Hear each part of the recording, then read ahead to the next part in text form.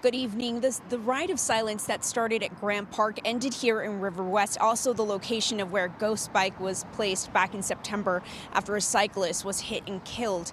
Now, also tonight, they are remembering the life of the most recent person that passed away, Rick Lomas. He passed away a week ago after he was hit by a driver.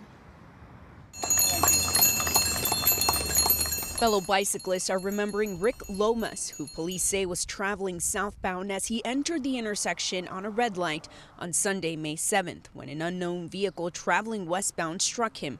We spoke with Mike Keating, an injury attorney who was retained by Lomas's family. I would encourage the public not to rush to judgment.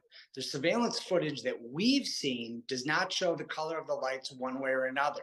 We also have no witnesses listed on the police report as to where the police got this information. Officials say the driver did not stop and fled the scene. Police say Lomas refused EMS and left the scene.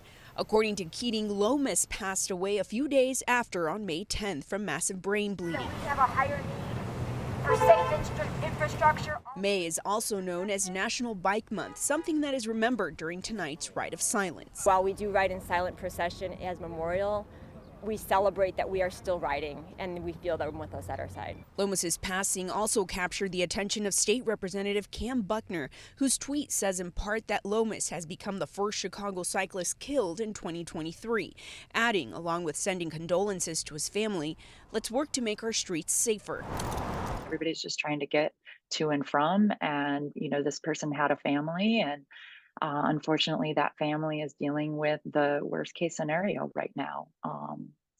And the reality is bicycling has become so dangerous in Chicago. While details surrounding the impact that ultimately claimed the life of Lomas are still under investigation, his attorney shares the following message. It's important that everyone in the public remember just how vulnerable cyclists are. What might be a very minor collision between two motor vehicles can lead to very, very serious injuries, or tragically in a situation like this, even the death of a bicyclist.